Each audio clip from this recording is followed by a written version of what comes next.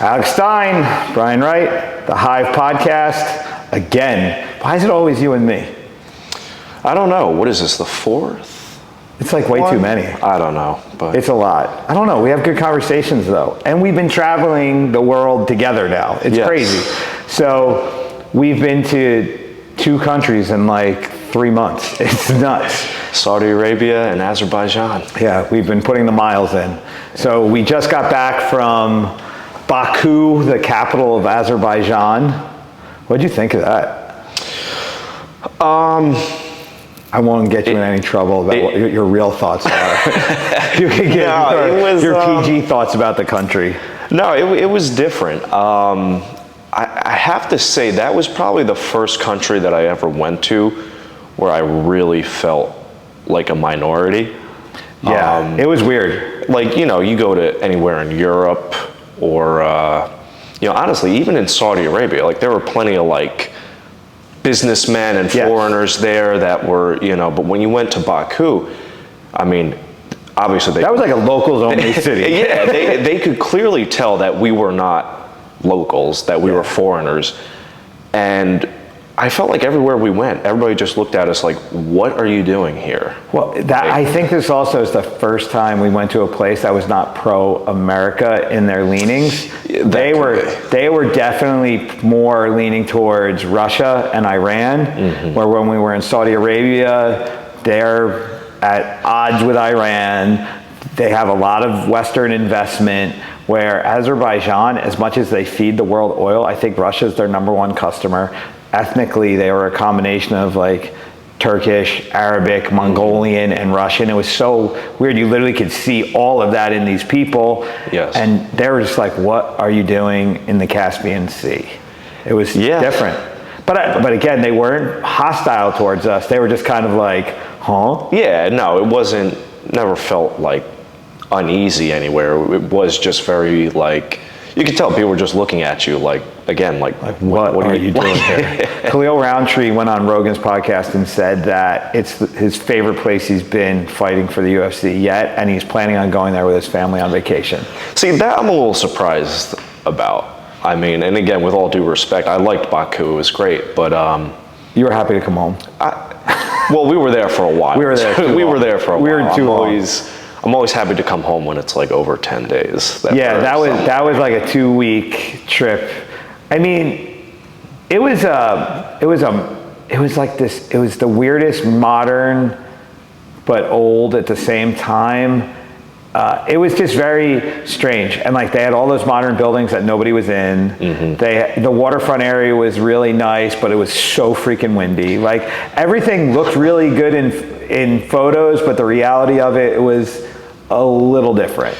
You could definitely see the dichotomy there. It was like a lot of the cars were either super new, very nice cars, or they were literally like those Soviet style. Well, it was a Soviet bloc country. Right. And you can see the Soviet era still there. Yeah, with the buildings, you had these beautiful modern buildings, like 60% of them, and the other 40% were, you could tell they were just holdovers from the Cold War. Right. Which was wild. Right. You know, but then there was cool parts to it, like we found that outdoor gym.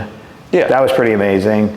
But again, the country is run by a dictator, and their rules were really, really strict. If you got into a fight in the street, 10 years in jail. If you littered, you got a $300 fine.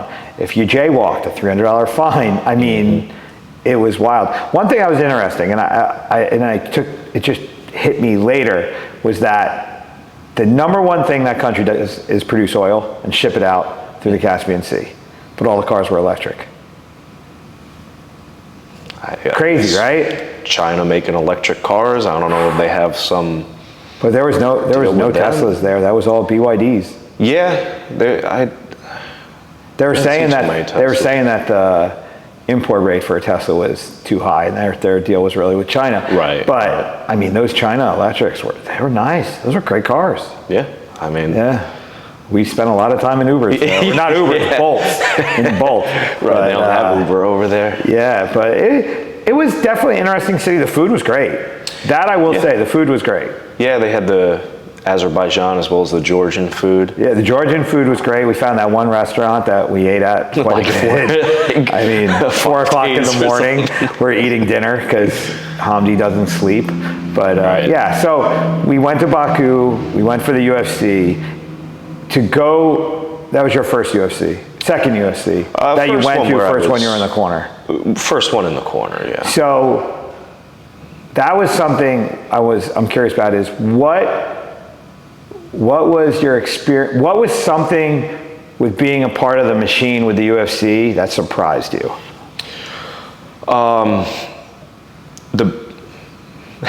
Well, honestly, the biggest thing was the standard that they have for taking care of their fighters and everything. I think a lot of times in the media you hear like a lot of fighters talking about how, you know, maybe they're not treated well or whatever, but just seeing how all the fighters were treated from kind of an objective viewpoint, you know, I use this example, like if you need a phone charger, they're gonna get you a phone charger. If you were like, I need an Apple and like a period one, I don't know, something way out there, they'll get you one. But that comes with an unwritten contract or, you know, a handshake agreement that you're gonna go out there and you're gonna perform, that you're gonna show up, you're gonna make weight, you're gonna put on an exciting fight, and you're gonna win more often than you lose, and you're gonna draw attention to the sport. And if you don't, they'll be quick to cut you. So I think but I think that balance is great because when you fight anywhere else, I was trying to explain this to my son the other day that there's no B league to the UFC. Mm-hmm. Everything is C and below. There's no B. There's no one that even comes close to the infrastructure that they have. Mm-hmm. And their infrastructure is a lot of very committed, I'm going to say ordinary is the easiest word, people working for this big company, dealing with all these maniacs week in and week out. Mm-hmm. So what was the one person that's from actually Ocean, what's her name that we met? Oh yeah, Mackenzie. So she's from Ocean, works for the UFC. How many weekends did she say she was home a year? She said she was home, don't quote me on this, I think it was like 3 or 4 weekends. A year? Or it might have been 3 or 4 weeks, I don't know. But so think about that. These people are on the road. It's the traveling circus. They all are working together. Mm-hmm. They're dealing with a new batch of fighters and coaches who are all maniacs, cutting weight, getting ready to fight. It's just pure insanity. And they take care of these guys because I think they see the insanity week in and week out, and I think they feel for the fighters and what they go through. Because no matter what you think about fighters, we all have opinions about it. But the thing is, when you're living to get into a cage to fight another human being, that stress is different. It's something that people don't understand. And when you only have to really perform 3 times a year, but your entire financial future is determined by how you do, it's a lot of pressure. You have to and if you have a family, all this stuff, like, you know, you're giving up a decade of your life if you're in there for a while, and if you don't do it right, you have to start over again at the end. I mean, you don't want to go to college at 40. Right. You know, you want to be established by then and be able to live your life. And a lot of these guys are in this weird state where like, this is a lot of fun. I'm doing my thing. I don't know where it's going, but I hope it goes somewhere well. And it's like this crazy thing. And this staff faces that every day. So when people talk bad about the UFC, I don't think they talk bad about the staff. I don't think they talk bad about the fights. The organization itself, it just comes down to contract time. It's the contracts. Yeah, I would agree. And, you know, obviously, no matter where you go, everybody wants to be getting paid more. Everybody wants a bigger piece of the pie. You know, you got a whole, 20 people in a division that are all contending for, you know, the title fight. I mean, you can only give the title fight out, twice a year maybe. So, yeah, I would agree. I mean, again, I went there. I'm not as heavily involved in coaching or as you are or fighting as any of the fighters are. But objectively speaking, I thought the UFC was great. I thought they were very professional. They're easygoing. Once you go there, you don't want to go anywhere else. I know. It's awful. Like, you get spoiled. Yeah. So I had an interesting statistic thrown at me. Okay.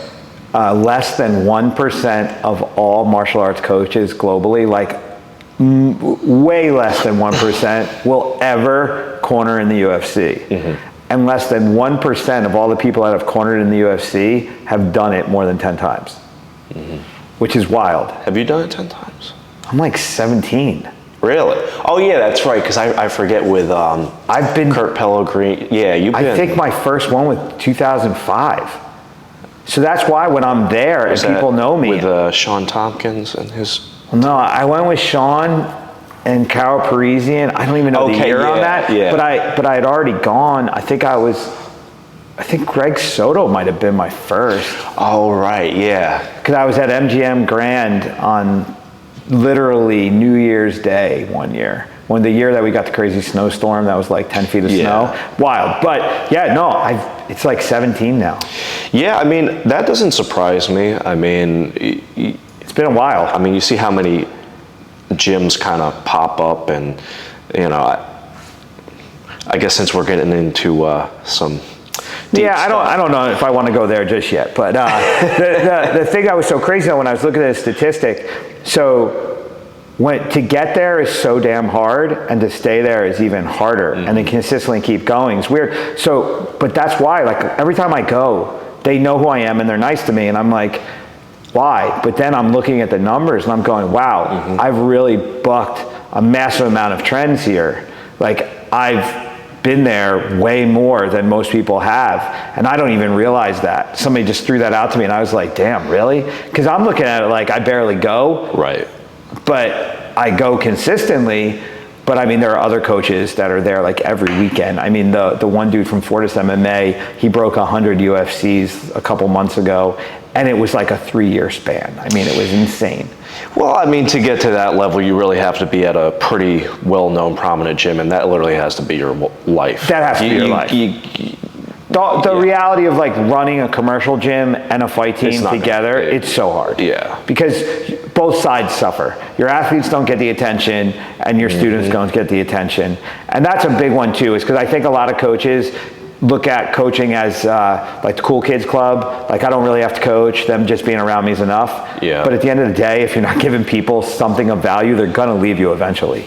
Because like the culty behavior only holds them for so long. I agree. And so that's why, so if you're gonna do the pro side, you got to invest. And I don't think it's fair if you don't invest for these guys, if you don't invest for them in a real camp and give them what they need, it's gonna be hard because you've got to sleep with the reality of the outcomes. So for us, we trained Hamdi together for this fight. We put together a pretty good training camp for him. I actually think when we got the call that Hamdi was fighting Muhammad Usman, it was very clear what we had to do. It was like A plus B equals C. And we knew what he was going to do, and we knew what Hamdi had to do, and we just drilled it and drilled it and drilled it and drilled it and drilled it, because that's all you could really do. Right. And that's the part about the team stuff too. The reality of it is, for what Hamdi's making, we don't have a budget to bring people in. We don't have a budget to go fly places. We don't have a budget. I mean, we really didn't even have a budget to go a week early. Like, we went a week early, and we really couldn't afford to be there. But we were, because he wanted to get acclimated. Right. So we went and did that. But like, we did the best we could with it in the restraints that we had. And we were fighting a guy who probably was making 6 figures. So he's living in Florida, training full time. I don't think that's a problem. I'll fight anybody. I think with the right plan, it's good. We can beat anybody. And we've proven that time and time again, that with the right plan, with the right execution, and the proper relationship, it happens.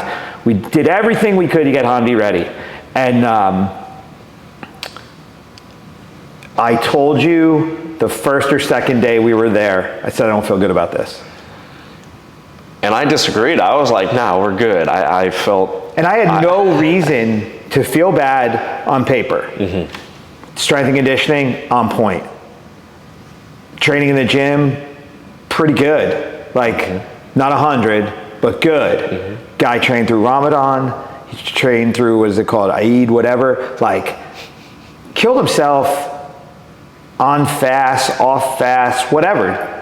Weight was right, cardio was in place, cracking on the pads, wrestling really well. Jiu Jitsu was like, he was smashing anyone who tried anything on him. We've always had a little bit of a problem getting out of the way on punches and stuff, but he got way better at it. Right. He was firing on all cylinders, but just something, I don't know what it is. I just had this weird feeling that when the lights went on, I didn't know if he was going to pull the trigger. And unfortunately, That's what happened. We got into the fight, and everything was where it needed to be, but there were just little cracks mentally that you could see. Like there would be little pauses in the day where he would unravel a little bit, and then he would pull it back together when we would warm up. And then when we were warming up, like it was all there, but there was too many questions coming at me. Do you think that's all fighters though? I mean, every time we do anything, it is kind of that push and pull with the fighters of like, pull them back to like, hey, listen, we got this. But I've been with him like 9 fights now, and up until Saudi Arabia, it was like this caged beast that was excited to like maul the gazelle. It was like, he was just, let's go. And I found that long training camps don't work for him. The more time you give him to think, the more trouble he gets into. And I'm saying this not in a disparaging way at all, because the reality of it is he's a guy that went from basically fighting nobodies to get numbers and get some experience to being thrown into the UFC in like his 6th fight against a guy who had 13, 14 fights in the UFC. Then he gets into a fight with a guy who had a decent UFC run. Then he gets in with a guy who's the Ultimate Fighter winner. His brother is the former champ, training at Kill Cliff, does not have a real job, has never had a real job, went from football to MMA to the Ultimate Fighter to the UFC. Like, these guys all have way more experience dealing with the UFC level. And if anyone tells you that fighting's fighting, doesn't understand what this is. The UFC is a completely different animal than anything else you're going to do. When you walk in there, I mean, you get goosebumps a little bit walking out there. It doesn't matter how many times I take that walk. It's kind of like, oh shit, we're here again. It's the Super Bowl every fight. And these guys have not been trained to deal with that pressure. They have to get cage time. That's why the UFC didn't cut him off this, is because they're like, he has no fights and he's here. I mean, he's in the top 20, which is insane.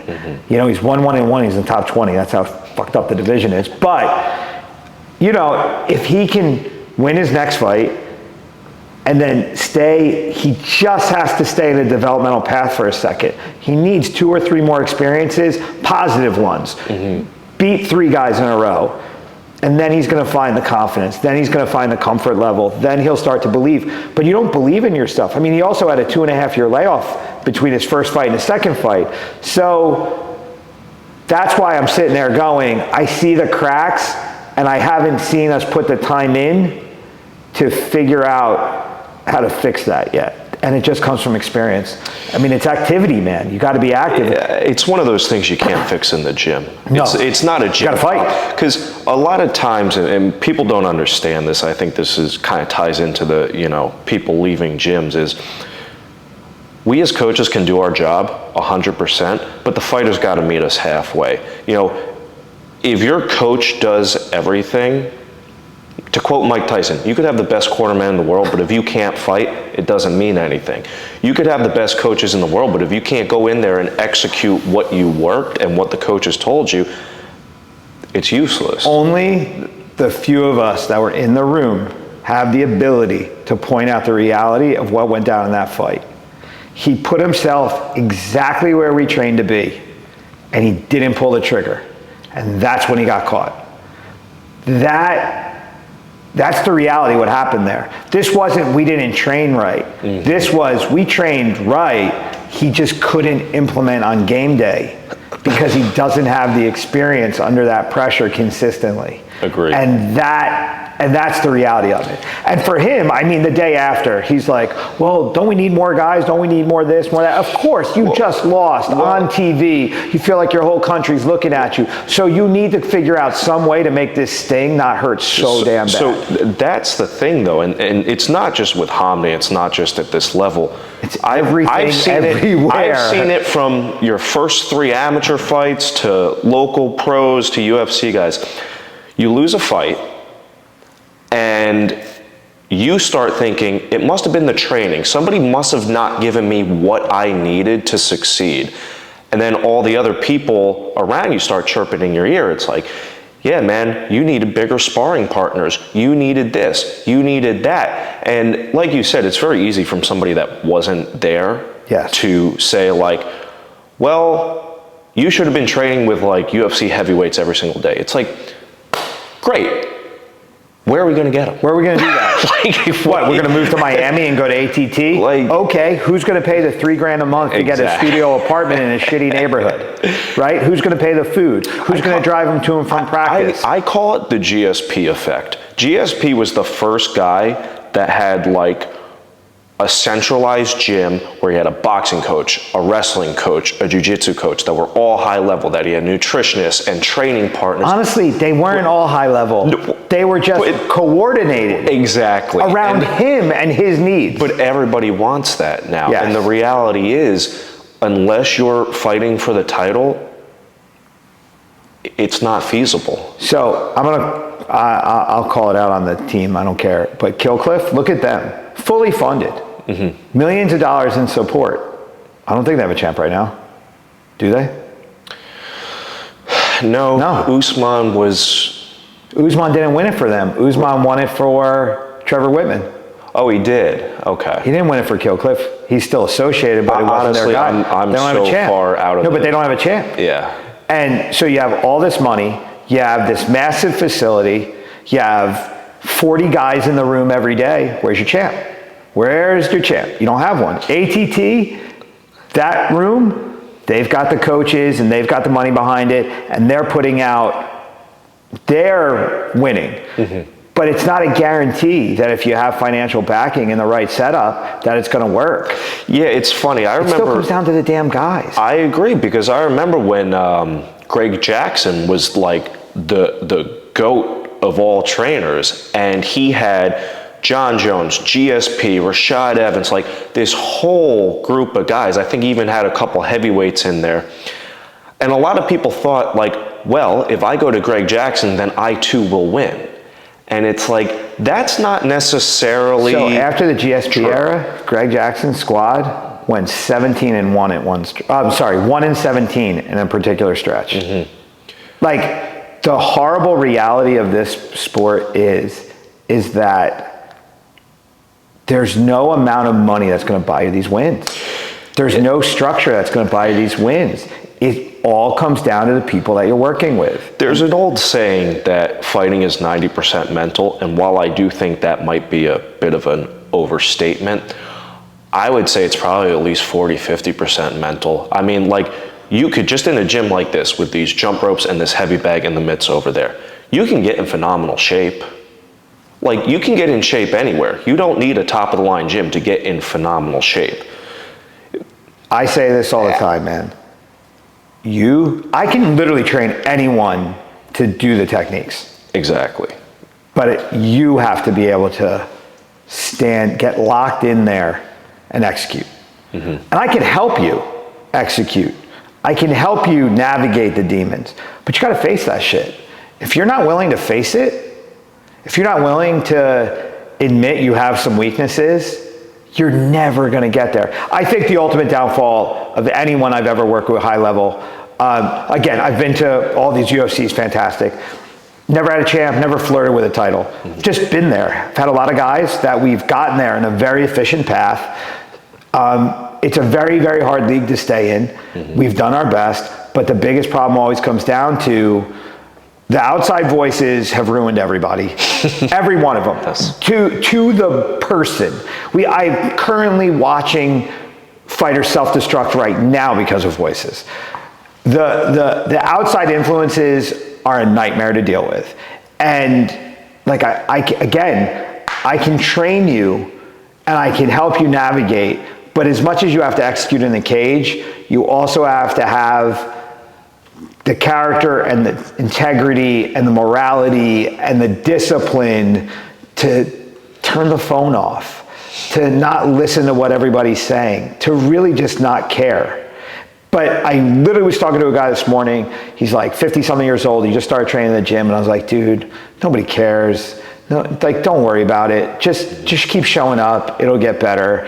And we were laughing because I was like, you know, what we know in our 50s if we could have had that in our 20s and we had the discipline to be able to say, yeah, you're right, nobody cares, we could have gone so much further. But, there's that phrase, youth is wasted on the young, and it's not all those physical gifts without the experience to create the mindset you need. And that's the struggle. So when you see these meteoric rises and falls, I'm never changed the job. Like, I keep doing my job. And I'm rooting for them every step of the way. But man, at some point, these people have to take a little bit tighter grip on the reins and stay the course. Like, I can't keep them on the road the whole time. And they have to understand too, look, I was a maniac when I was a fighter. I mean, after a fight, that next week, that was a week. I mean, that movie, The Hangover, I mean, I think I lived that 50 times. Like those weeks were wild. But then I would get bored and go back to work and I'd be fine. Some of these guys just never get bored with it. And Hamdi even said after his fight, he said, I need to fight more. I said, where? You're in the UFC, bro. They're going to give you 3 fights a year at best. I mean, you're probably going to get 2 offers a year. Yeah. And if you turn one down, they might get mad at you and freeze you, and you might not fight for a year. I remember with Carl at one point they froze us because Dana got confused and forgot about one of his fights. He's like, oh, you got submitted by Mutante. And we're like, yeah, but he beat the other guy right after. And he's like, oh my God, I didn't see that. I'm sorry. We're sitting there 7 months waiting for a fight because Dana was mad at us about that and missed the next one. And then he booked us immediately, and that's when we went to Russia and he had the great fight. But it was like, what? So like, to tell me, oh, I need to fight more. Okay, cool, you want to fight more, that's great, but you signed an exclusive contract with an organization that doesn't have more fights for you. Right. Like, he's going to be fighting in Abu Dhabi now in October, which is fantastic. I'm super excited for him. I think we have an awesome opportunity here. I think he learned a lot off of these experiences, and I think we're moving closer to what he needs to be. So even with everything being said about the problems that we had, it's not insurmountable things. It just is what it is. This is fight life. This is the reality of it. And honestly, what I like about this conversation is that people think of these things as highlight reels and quick clips and motivational quotes, but there's this really deep, heavy reality that we live day to day. And guys that aspire to do this have to understand, like, this is not some pretty picture. This is a brutal freaking business. Totally worth it if you can navigate it well. A massive amount of fun, a massive amount of opportunity. You can inspire an entire generation of people to be better, and you can set yourself up for the future, or you could go to jail because you're fronting a lifestyle that you can't afford. It's like no in-betweens. It's one or the other. But it all just comes down to, not falling to the fake optics, not living a social media lifestyle and doing your homework. And, we talk about this quite a bit. I don't like to sit here and say I've been there and done that, but I have. And the most frustrating part of this job is when a guy who's just starting, or a guy who's established, a guy who has a contract, is listening to a nobody from nowhere who's done nothing, but has says things in a nice way and presents like a cool package, but can't do anything. Like a guy who's like an upstart manager who has no phones in his Rolodex. Why would you leave your firm that has like 5 UFC champs on their roster to go to like Bob in Ohio who like drives a car you like? Or leave the gym that has consistently been producing results to go to the guy who 20 years ago bought a ticket to an event? Like, what are we doing here? And that's again, the chirping and the optics and the most frustrating part about this whole thing.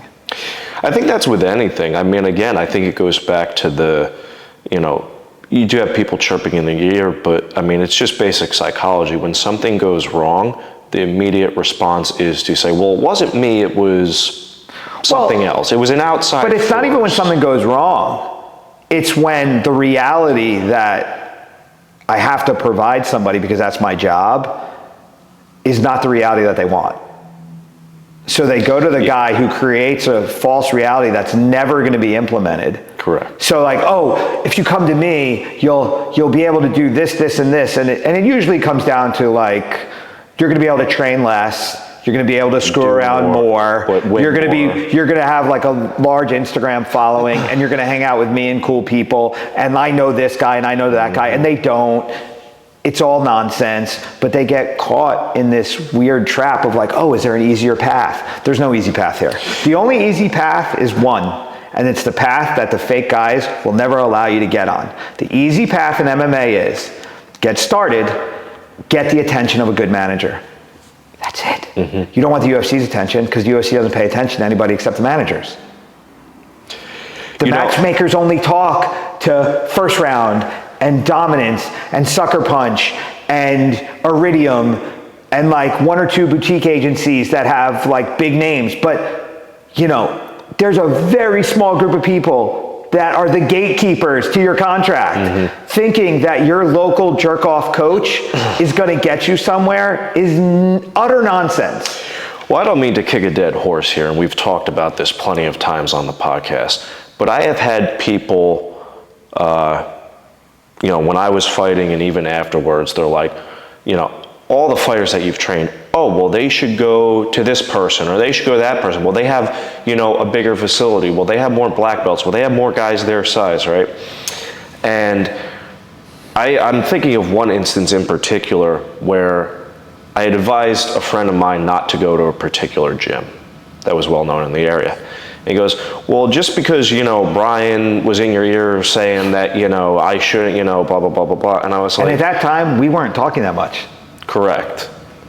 And I said, I told him, I said, listen, you're going to go there. You're going to take class. They're not really going to teach you anything. They're just going to have you go through the pad work. You'll get a decent workout, but you're not actually going to learn how to fight. They're going to gas you up, tell you they're best, and you know that you train at this great gym, but you'll never get on the fight team. You'll never work with the fighters. You won't even be able to spar because they have their fighters and then everybody else. And, you know, unless you are somebody when you go there, they won't turn you into somebody. And a lot of these guys only have the local scene locked down. Like you said, they rarely produce somebody that goes to the UFC. Kid you not, 2-3 months later, he comes back to me. He's like, yeah, you were right. Of course. Like he said, like everything you said, of course, is exactly what happened. I mean, you get some of these gyms where it's like, you know, you have to wear their shirt when you take class. No, it's even worse. You go, so I have a t-shirt printing company. I know what a cost of a shirt is. So when I have a shirt that I sell for $20, the cost for me is going to be probably $10 to $11. I sell it for $20. I know the gym you're even talking about sells a $9 t-shirt. That's what it costs them to print it. They're selling it for $60 like it's a rash guard. It's a t-shirt. And then they sell them shorts that they paid $14 for. And they're selling them for $100. And you have to buy it. Yeah, you can't take class if you don't have it. It's mandatory. But yeah, as far as it goes with getting to the UFC, like countless gyms do this. It's like, you know, oh, we won, you know, this promoter's championship. Look at all these belts we have on the wall. Well, you don't have any UFC belts. Well, you don't have any, like, again, all right, how many of these local guys have taken somebody to the highest level? Okay, let's go over the hierarchy of all this really fast. This will be the little bit of the reality check tutorial. Okay. Fight promotions, all they are event promotion companies. They sell tickets, they get sponsors, they generate money off events. That's it. You are the opportunity for them to create an event. That is it. They want to keep you for as long as they can, make as much money as they can off of you, and there's no more money to be made. They put you in the Hall of Fame and they send you out to the glue factory. Or they give you a commentating job because they're still using your name and whatever. Now think about this on a regional level. If you're Rand Combat, Cage Fury, Dead Serious, these are the 3 local guys in this area. Why would they want you to go to the UFC efficiently? Why would they want you to come fight once or twice, sell some tickets, then move on? Saying that you went to the UFC from their show will maybe get them some more fighters, but every time they get a new guy, they got to build him again. So the guys that get real managers and they float and they fight around the country and they fight one time in like 5 different shows, go to the UFC. Yes. Guys that fight for Cage Fury have to win 15 fights. Guys that go to Arena Combat have to win 15 fights. Because nobody's making a call going, hey, take my meal ticket. Right. So it's an adversarial relationship in some ways. So when a promoter bypasses your manager and your coach and says, I've got this great opportunity for you to main event, you're going to fight a killer, and if you beat him, it's going to mean so much. No, it's not. It's not going to mean anything. Mick Maynard, the matchmaker for the UFC, is not watching your fights. He gets a call from a manager who says, I got a guy who's 6-1 and he has 5 finishes. And they go, really? All right. Let's put him on Contender Series and see what he got. Yeah. That's it. That's how it happens. They're not like, wow. Occasionally you get like the guy with the spinning back kick knockout and that hits the reels. And when Mick's on his phone like we all are, he goes, oh, who's that guy? Yeah. He's good looking and he did a nice kick. Who's his manager? Get that guy on the phone. Yeah. Occasionally that happens, but that's lightning in a bottle that happens once every 5 years. So the reality is you got promoters that want to make money off the fighters. It's not to their advantage to develop you and get you to move on. They just want to milk you as long as they can. Now you have managers who their job is to get you the most amount of money possible because they only get paid. Yes. A percentage of what you make. So if you're making $1, they make 20 cents. Like, it doesn't work like that. So the promoters want to pay you as little as possible and use you as long as they can. A manager wants to keep you in the regional scene for the shortest amount of time possible, and for the most amount of money possible, to get you into real money so that they can profit off of you. Yeah. And then you've got the coach who's sitting there going, okay, I've got to get you ready so that you win the fights that the manager gets you. And when the promoter tries to screw you over because he sees what's happening, you got to be prepared for whoever they throw at you. And so the coach gets paid the least amount of money and has the biggest job.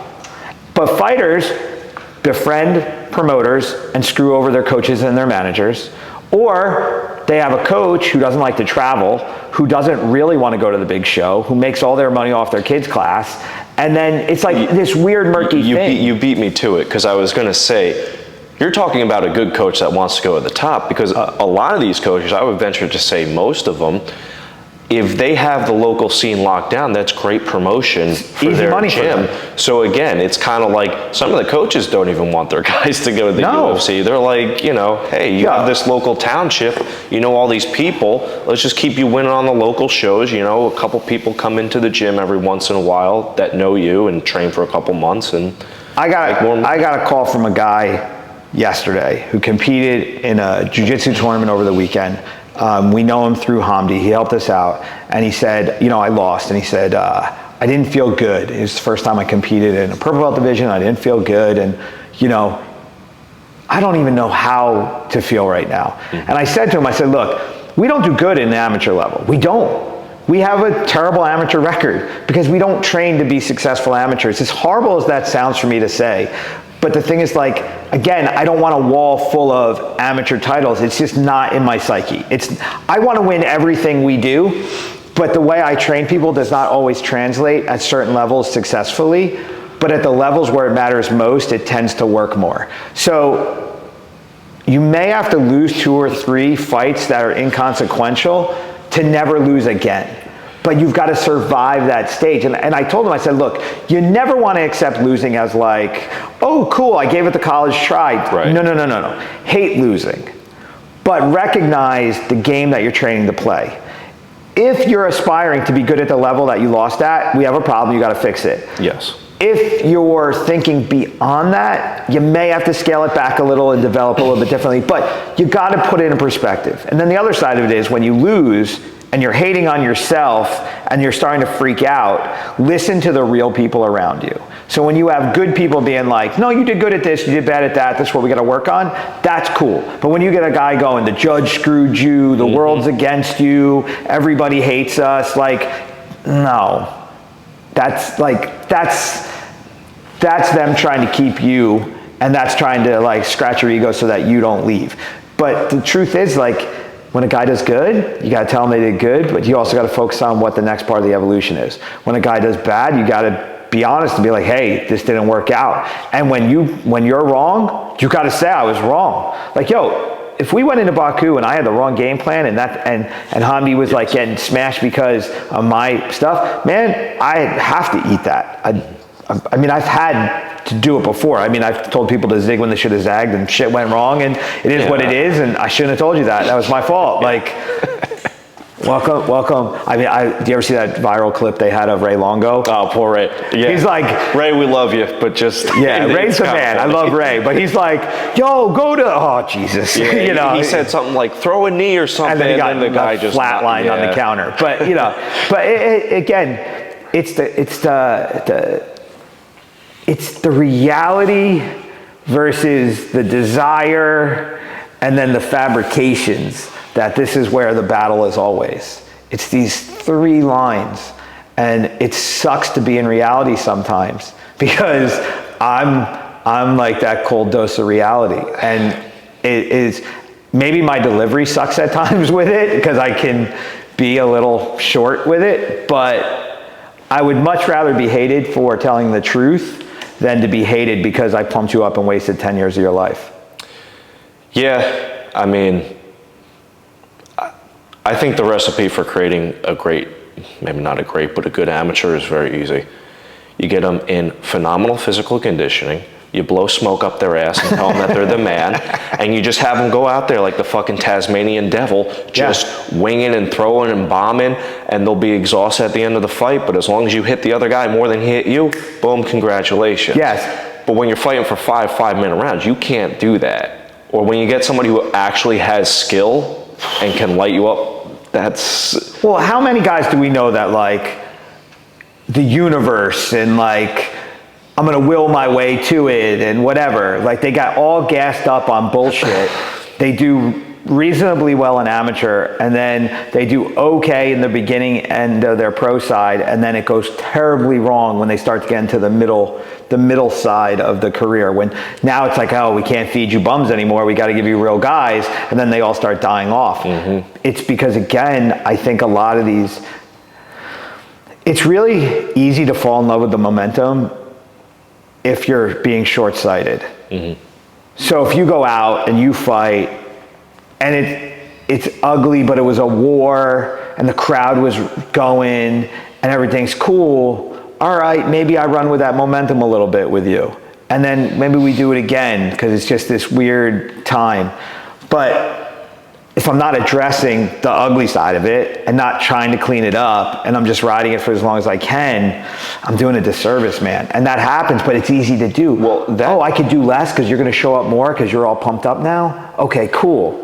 Well, that's bad. That directly ties into the having the local scene on lockdown, because it's like, you know, if you can sell a bunch of tickets and you got 50 people from your gym all gassing you up, and it's in Freehold and you're from, you know, Monmouth County, so you got 50 people that you sold tickets to gassing you up, and, you know, it's a guy who's maybe not at your level, and you go to war, and, you know, the promoter's like, oh my God, that was amazing, and all your friends are gassing you up.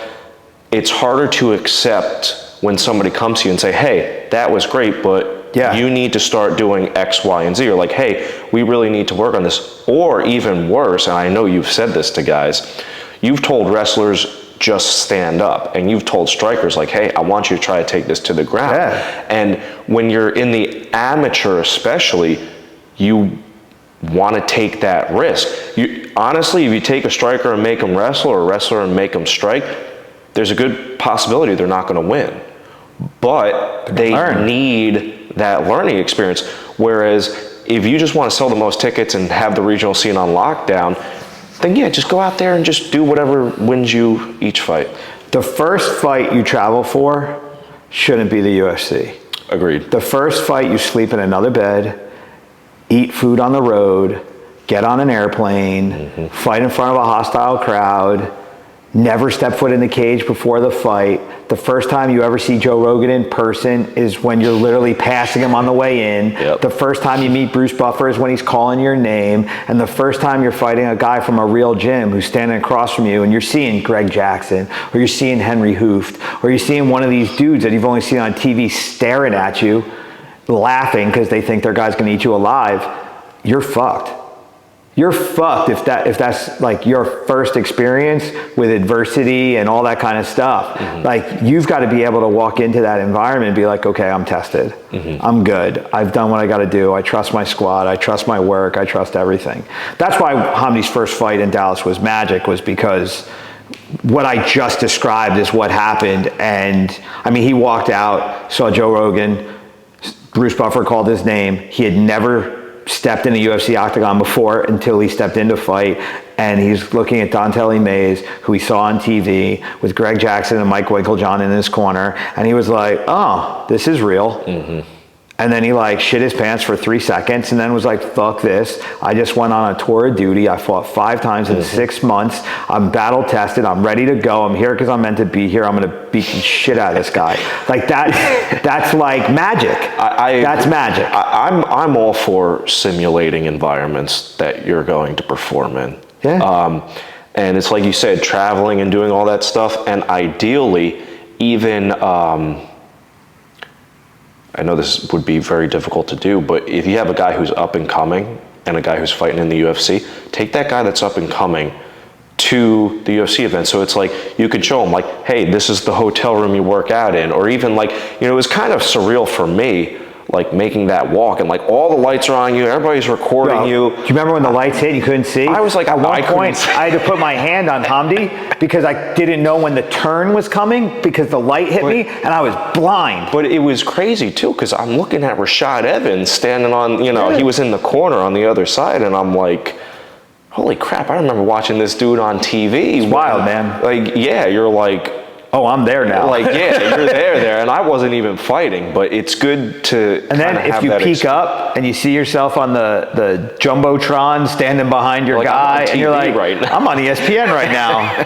Like, this is nuts. Yeah. But yeah, like that moment will eat you alive, or you'll be prepared for it because you did the work on it. And that's why, again, like, travel when you can. Like, the first time you go international shouldn't be your first fight in the UFC. Yeah. Like you shouldn't be trying to get your passport stamped for the first time ever. Like, this is going to be hard for you. So that's like, yeah, man, you have to have a very diverse amount of experience. That's why guys will be like, oh, how come you don't fight local? I'm like, because it doesn't serve us anything. Yeah, and of course, like, obviously your first couple fights you want to be, you know, I consider Delaware local. Yeah, Delaware I don't care, New York I don't care. Island. New Jersey's like messed up for us. I try not to do it because there's too much nepotism in this state. But, you know, yeah, it's such a weird freaking thing we're in. It's just so nuts. Well, that's why easier said than done. And again, I'm not a coach for full time like you are, and I'm not a fighter that's making a living off this. But a lot of these amateur guys, I'm like, or even some of the pro guys, I'm like, don't get too caught up in it. Like, you know what I'm saying? Like, it's 10 years of your life maybe on a good stretch. It's like, it's a long life. I said this years ago. We had this conversation before, and it's a short life as a fighter, but it's a long life as a person. And if you ruin the rest of your years for this short thing, oh man, it's bad. And that's why I'm sitting here, I feel like we're doing a little bit of a bitch and moan podcast, but at the same time, like, there's just a lot of weirdness going on with the sport and the people around us at times. And like, this is just one of those moments where it's kind of like, you know, we can talk about it, but all of that weirdness will add up to one person living the life that they wanted and dozens of people going nowhere because they attached their wagon to the wrong horse. And that's where the coaching side of it is so frustrating to me, is because I know for myself, man, I'm as honest about this as possible. I love all these guys. As crazy as they all are, even the ones that left, man, the ones that have burned me and left, I'm not hoping that they have shitty lives. I didn't get into this to have shitty lives. I want everybody to figure it out eventually. I may not want some people to ever win a fight again, but I want them to figure their life out, because that's like the weird, salty, crazy shit. I'm sitting in the sauna with my son the other day. My son puts on YouTube, and all of a sudden a John Cena clip pops up. Okay. John Cena is being interviewed by Stephanie McMahon, and she's asking, what's the difference between 38 and 48? And he was saying how wrestling was my life at 38. All I cared about was like bench pressing 475 and like, you know, all this stuff, whatever. And he said, but at 48, he's like, I can't do any of that anymore. So this was, I guess, at the beginning of the end of like his last, because he did, I guess he's in the middle of his last run in WWE or something. It's like his last year. Yeah. It's his retirement tour. And but he said something, and it like was like, woo. She said, like, what are you trying to be right now? He said, I'm just doing my best to not be the jaded, grizzly old guy in the sport. And I was like, because I was like, that's what I'm trying. I'm trying so hard to not behave the way I look. You know, like I don't want to be the gray-haired old man who's like, well, back in my day, because we're not speaking about my day. Today we're talking about 2025. Right. We're talking about the battle that I'm fighting now. The battle I fought 20 years ago, 27 years ago was very different than it is today. Today is way grimier, way murkier, way shittier. This sport is a mess because of social media, and it's a mess because of the optics people have taken advantage of. We have guys that barely graduated high school calling themselves professor and saying, shut the fuck up and do what I tell you to because I have a black belt. It's a weird ass time. And young, impressionable people that don't want to stand up to this false authority follow along until it gets too deep and they can't get out. I did a video, I did a podcast with Chris, the Two Clouded Minds show a while ago, and then I put out some clips from it, and I put out a clip that I said what I just said. I said that there's a lot of guys that call themselves professor that barely graduated high school, and they only use the term to create false authority to push their agenda. And all these Brazilian Jiu-Jitsu guys came at me. And I laughed. But it was 50-50. Half the people were like, yeah, I fucking hate it. And then the other half were like, fuck you, we're really smart. Shut up. Just because you know how to like choke somebody out doesn't mean you're fucking smart. Stop it. But Brazilian Jiu-Jitsu is why we have MMA. Brazilian Jiu-Jitsu is an amazing sport with a horrendous culture. It just is what it is. I don't care. Say what you want. It's the only martial art that does not have a clear path that A plus B equals C to it. The only way you get promoted is because your professor deems you worthy of the belt.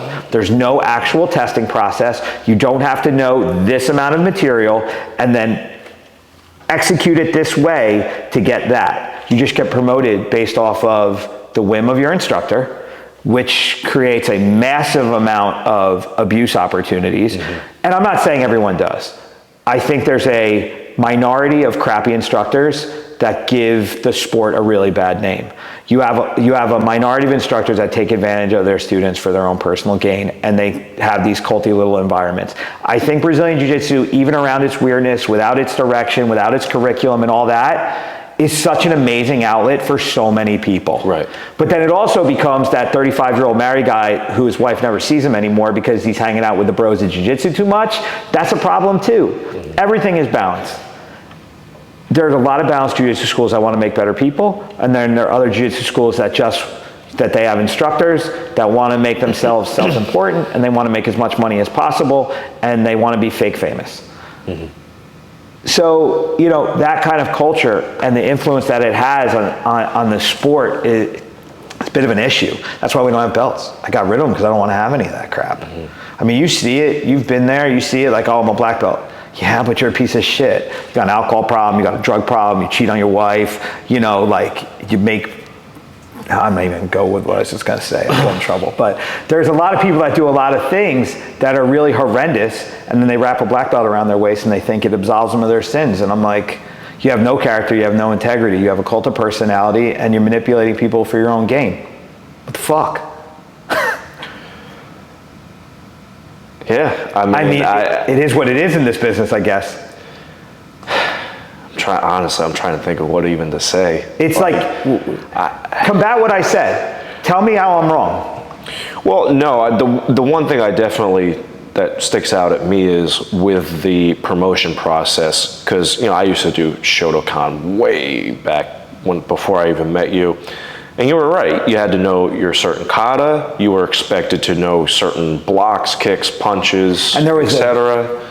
Precise criteria for execution of every one of those moves. Exactly. Your feet had to be here, your hand had to be there, right. Your uniform had to be on this way, yes. You had to understand the terminology, you had to bow, clap, and sing in the right order. Right. Like it was, everything was precise. And if you did it with precision, you got promoted. Mm-hmm. And it's interesting too, like with the whole promotion thing, because Randy Couture started Team Quest, and his whole thing was like no belts, like it's skill. Who's ever winning the most? Like you want a belt, go win one. Yeah. Right. So yeah, I mean, I could see. To be honest with you, the reason why I'm kind of like tiptoeing around this is because I'm not as engaged with the jiu-jitsu culture as you are, and also I don't know if jiu-jitsu, as far as like the UFC and local shows, are as influential as they used to be, because I remember if you were a black belt, it was like, whoa. Now it's like... Yeah, but the jiu-jitsu schools still dominate in this tri-state area in particular. I mean, the vast majority of the MMA schools are actually just Brazilian jiu-jitsu schools. Mm-hmm. And that's... Yeah. And they're part of a network, and they all protect each other, and they all toe the party line. And if you don't join the party, then you're swinging in the breeze. So if you belong to an organization that's got 5 or 6 schools in a local area, and when one guy fights from one of those schools, all 5 schools show up, it's very hard when you're a single entity to combat those numbers.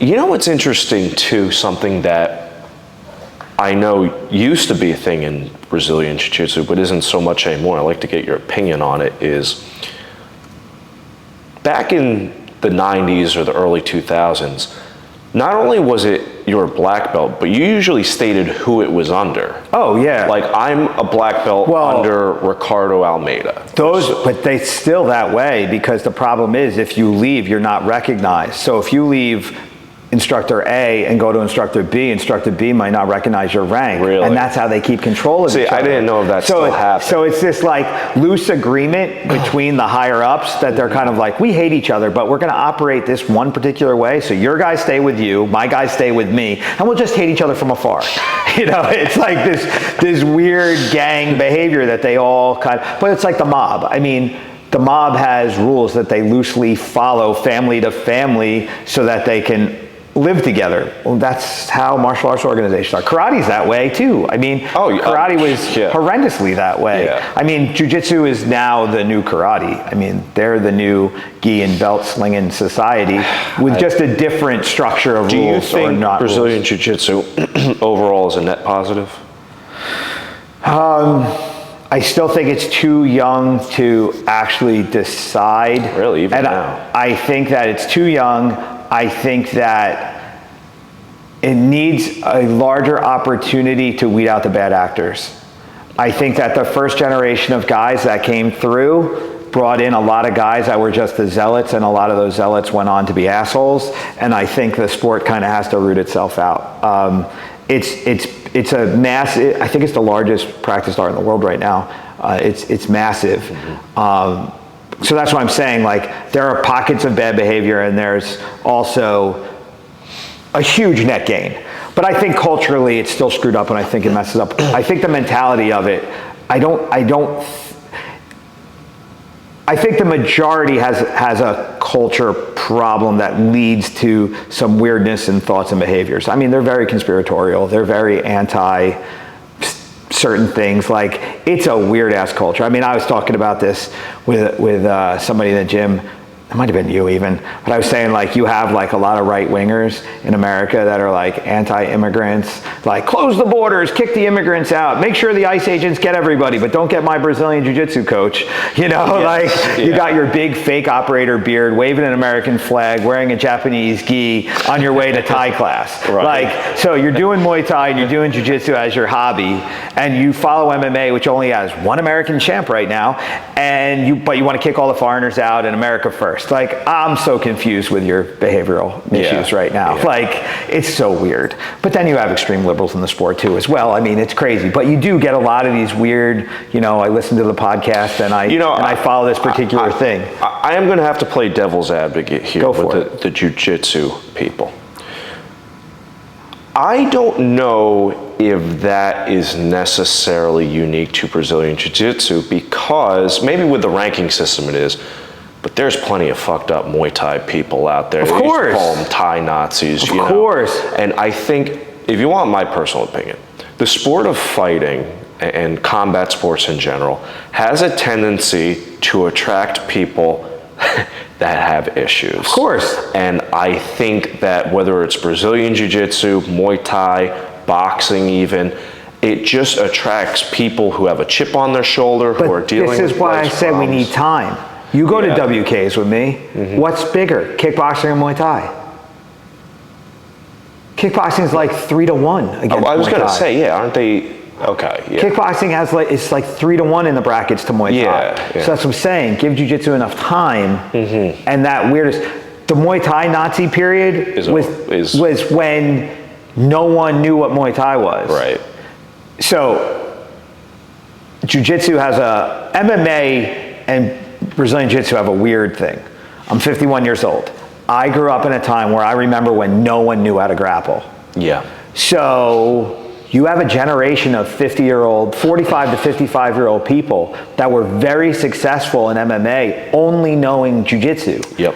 And they never changed their belief that Jiu-Jitsu is the only thing you needed. Yes. So when Renzo showed up with like his band of assassins that knew stuff that no one else knew, and they're ripping arms off and choking everybody to death, that generation of guys were like, no, grappling's the only way to go. You need to be able to wrestle and do Jiu-Jitsu. You play with striking. But 80% of UFC fights are won with striking, and 80% of the champs are strikers. They all can wrestle and they could all do Jiu-Jitsu, but they're banging out now at a different degree because, they're all black belts now. Right. They're all black belts. They all have wrestling. They all have boxing. They all have kickboxing. Back in the day when it was style versus style, you were a kickboxer, you were like, there's no way I'm going to the ground. And if it did, you were dead. Like, it was just such a different time. But you have these old instructors that didn't evolve with the times that are still like, pull guard in an MMA fight. Like, what are you, nuts? Yeah. You can't do that. It's 2025. What are you doing? But there are guys that still are like, no, Jiu-Jitsu, Jiu-Jitsu. And like the Gracies said, 80% of fights go to the ground. I've always said, but 100 of them start on their feet. Right. So like, you do have to be able to start on your feet. So if you can't throw them or crack them, well, how are you going to get to the ground with them? Like, you still got to get there. So, and it's getting harder and harder and harder to get there. Like, you're getting Jiu-Jitsu world champions are having shitty kickboxing bouts with little gloves on in the UFC right now, because they're realizing, like, when they see the threat of the ground, they neutralize the path to get there because they want to win. So it's this weird thing. And again, when you're a shitty coach that's not evolving with the time and you're selling old news, you might do well in the beginning, because Jiu-Jitsu takes a lot of time to get good at. Striking, I can get you up and running pretty quickly. Yes, I agree. Jiu-Jitsu takes time. Yeah.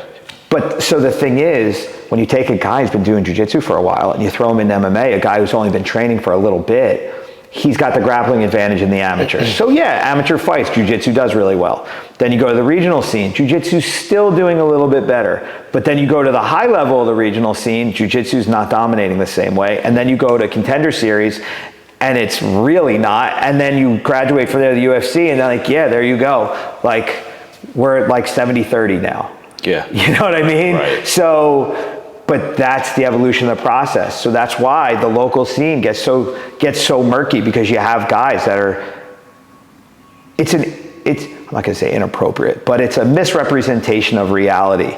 The reality is, at this level, Jiu-Jitsu does really well. At this level, it does kind of well. This one, it holds its own. This level, if it's all you got, you're dead. Yeah. How many Gracies are in MMA right now? I don't think there's a single Gracie family member in the UFC now, and they got 5 billion kids. So like, they should have somebody if Gracie Jiu-Jitsu was the thing. It's not. So yeah, like, you got to be real about it. MMA is MMA. It's a different animal now. So like, you want to do MMA, do MMA. You don't need a black belt in Jiu-Jitsu. You need to understand Jiu Jitsu. You have to understand your boxing and your kickboxing. And man, you got to get thrown up against that cage. If you train in a gym that doesn't have a cage, the first time you get in a cage is your first fight. That's scary in itself. Remember, Chris Aquino never got in a cage before his one fight, and then he heard when they locked it, yeah. He was like, my legs went to jello and I was doing everything I could to not throw up. Because that thing he'd been looking at for so long, he's now in it and it's real and I gotta go. Yeah. You know, that's the crazy part. So you can't be brainwashed by people that do these fringe activities to tell you that activity is the cure-all for everything. Well, something you mentioned about, the jiu-jitsu guys throwing on their belt and thinking, they're the man. Again, I'm trying to be pretty broad here. It can be the same thing with Muay Thai or boxing or whatever. But, it's funny. Yeah, I mean, it could be anything. It's like, I'll use Muay Thai for an example. We go to these local shows and, there's always that one coach who's, 35, 45 years old, walking in with his, whole gown, with his mohawk, walking around like he's the shit. And making all of our eyes water with the time. I don't mean to talk bad about anybody or sound judgmental, but it's like, when you're 45 and you're living in a one-bedroom apartment and, like you said, you have a drinking problem, and it's like, dude, you can't just hold on to one thing in life and think that because you're good at this, your life is fine. Or you can, and you live in that delusional little world. I mean, it's with anything. What did we say in Baku about the boys? Which boys? The guys? The guys in the gym and the girl problem.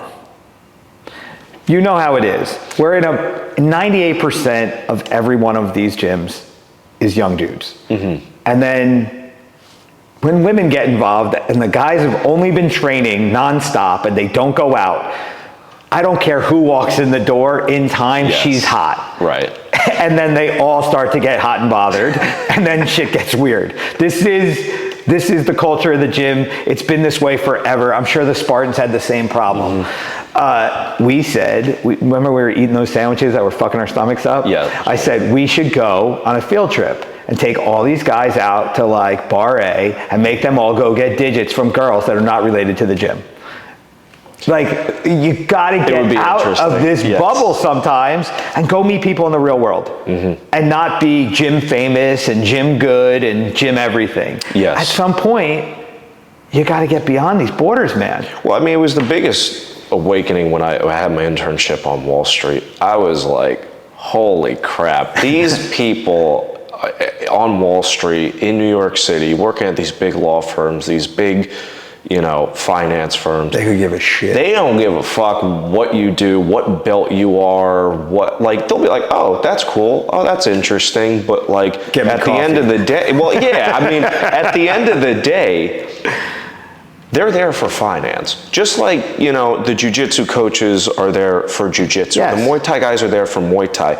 But again, and I would even say the same thing with people if you're, big into finance, right? If you're, well known on Wall Street, it's like, it's funny when you go somewhere that's outside your bubble, so to speak, you're a nobody. You're back to nobody. It was cool because at the gym, I'm the most senior guy and people know me at the gym. When I went on Wall Street, people were like, yeah, what, like you said, go move those slides. Yeah. Make sure that Excel function's not screwed up. And I think that with everything that we've said, you can take this conversation and you can say that this is some kind of weird bitch fest about how things are. But I really look at it as this.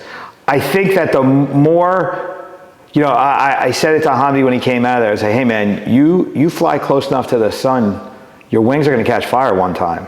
You lost. Mm-hmm. Your wings caught on fire. But we flirt with these big things over and over and over again.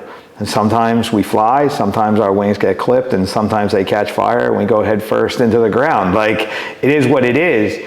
But I never want to be winning doesn't matter. It doesn't. It's the only thing we should be trying to do. But at the same time, if all this shit we're talking about is the only thing we have to talk about and the only thing we have to live for, that's when this career is over and nothing makes sense, and then we have to go find ourselves again. But if you can find a balance of like your time in the bubble doesn't destroy your time outside of the bubble, that's what it's all about. And so we deal with all this chaos and we deal with all this craziness as long as we maintain ourselves. I mean, shit, man. Just even on a personal relationship side of it, I knew you as a kid. We did a bunch of work. You left and went and did a bunch of other things, and then you came back.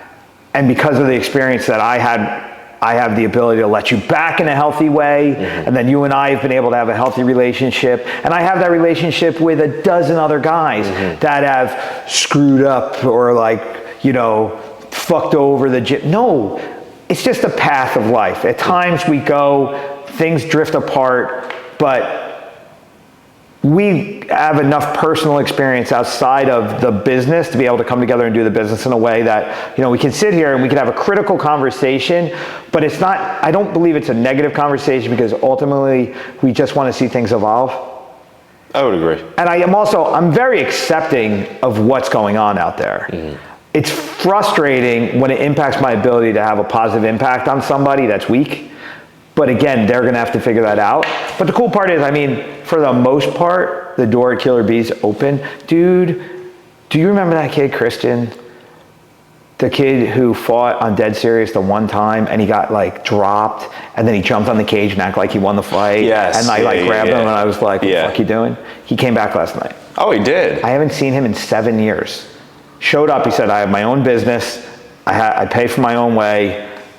I went to all the knuckleheads and it never went anywhere. He said, I'm not getting any younger. I'm gonna start training and let's just see where it goes. And I was like, damn, he's still crazy, but like, control. the door was there, but the door was there. The door's there. The door was there for you, the door was there for him. Joff and I didn't talk forever. I'm working with him in a healthy way. You know, Jay Teitelbaum drops in every once in a while, healthy way. I mean, the stories are endless with the amount of guys that come through. And then too, I posted a picture of Joff and then like 20 men now that were kids when I trained them were like, oh my God, old school. And like, you know, so like, we're not doing this in a, you know, divisive way. We're not, you know, blood in, blood out. Like, this is just some weird fucking trip we're all on, and if there's an opportunity for us to take care of each other, we do, and if we don't need to take care of each other, we don't, but we still stay connected, and hopefully, you know, it just continues that way. And guys that have fallen off, you know, there's opportunity for everybody for the most part. As long as you're not doing the stuff that separated you, we're good, you know? So, I mean, a lot of people have fallen into bad times because of bad scenarios, but I don't think I've ever stopped trying to do the good things, and, you know, that's why I like to have the conversation, because we'll point out some of this stuff and we can reminisce about places we've gone and things we've done. But the main thing is just reminding people that the body work that we're putting in goes way beyond the career.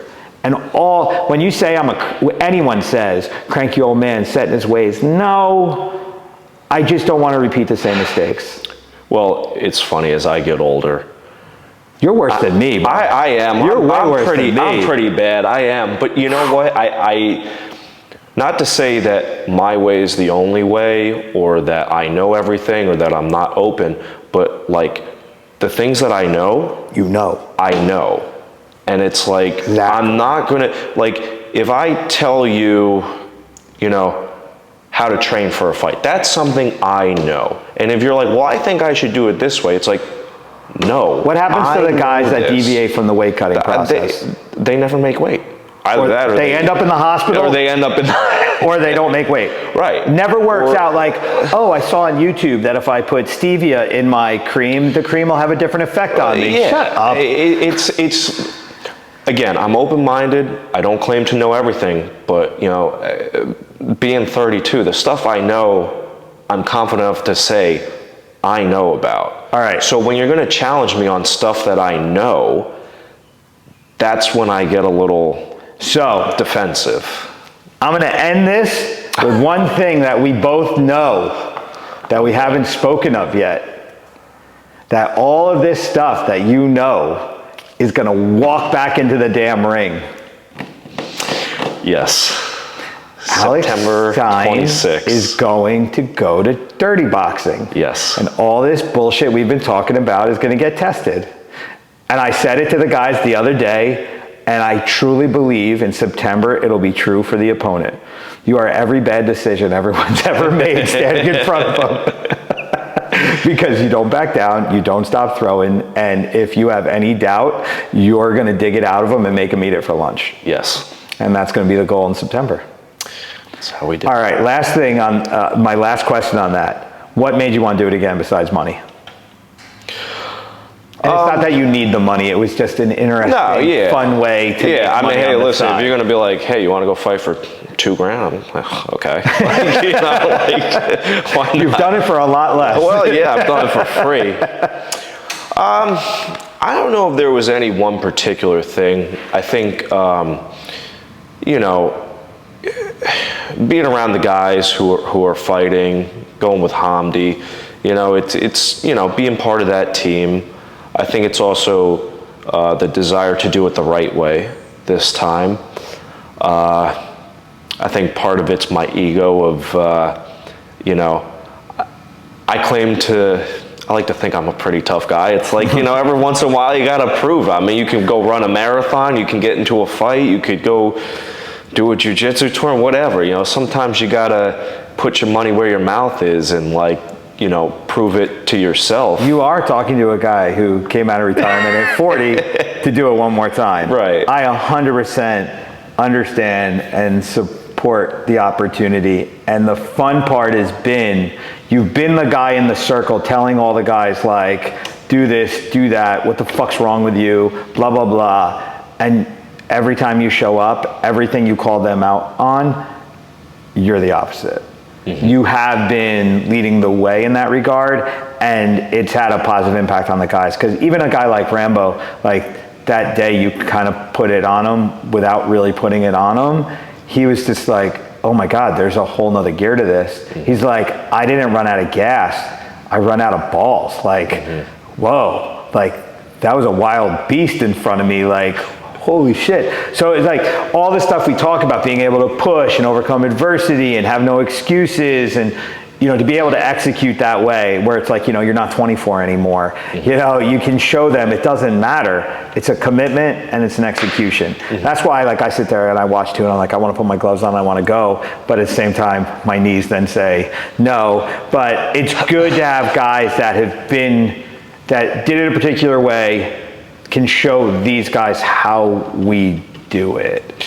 I always believe that there needs to be a passing of the torch, so to speak, to like the next generation, because, like, I mean, probably the ultimate I don't give a fuck guy was Jay Titlebaum. Yeah, it's just like you just keep. I remember he was dead inside. Well, I remember when I was fighting, you know, very actively. I remember he came into the gym and he was doing his strongman stuff, you know, so he was in decent shape, not fighting shape. Hadn't sparred in years. You know, he gave me a lot of trouble, and I would crack him and he just kept coming, and that's where the,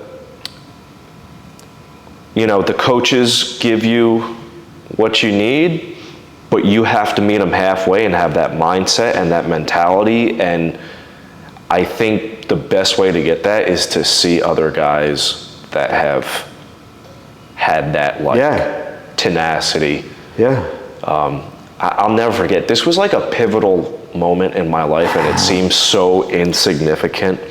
But I remember when you were training Justin Haskins and George Sullivan, and we did sparring, we did class, and then we did strength and conditioning. And I had to do box jumps. And you had us doing 30, 15, 7 on the box jumps. And you paired George Sullivan and Vinny Moreno up, and me and Justin Haskins. And you know, Haskins, he was a freak of nature. He went up, boom, boom, boom, boom. He did 30 straight. And I go up, I'm 17, I did like 5. And he's like, keep going. I did like 2 more. He's like, again. And I'm like, I can't do 30. He's like, yes, you fight, just do another one. And I just kept doing, he's like, another one. And I wasn't even counting. He's just like, again. I hit 30.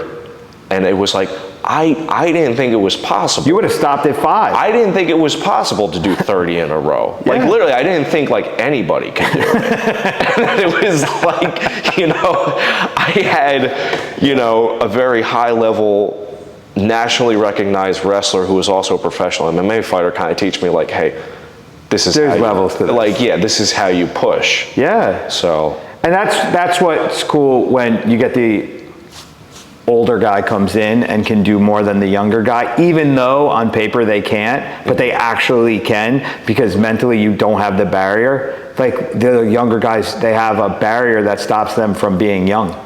Like they don't think it's possible. And they just don't do it. Yeah, I mean, if there's one thing that I don't want to say regret, but I look at 32 that I wish I knew or believed at 17 or 18 is like, you can do this. Like I always thought, it was weird. I never knew it at the time, but I always thought like, you know, oh, the UFC, it's like this amazing, like it's almost this impossible thing to do. It's like the Hollywood movie of fighting. It's like, no, you can do that. Yes. You just need to listen to people that have done it. Your job is to show up, listen, and execute, and their job is to guide you on that path. So it is possible. I thought that was with everything. I thought like, oh my God, getting a job in finance, you have to be like a genius or something. No. And it's like, no, you just... I'm 51 and I'm still relevant. 27 years of running my own school and I'm still current. And the only reason I'm still current is because I don't try to... I'm different because I'm me, but I'm always aligning what my process is against what's happening in the moment and making sure that it's going to be able to be competitive with that. I'm not trying to do what other people are doing. I'm just staying aware of what's happening. And then I'm saying, well, I need to do a little bit of that, but I can stop them from doing that. I'm the stick that you put in the spoke in the wheel over and over and over. Everybody thinks they're going to be dead and gone and the team's going to fold and the gym's going to go out of business and I'm just going to drift off.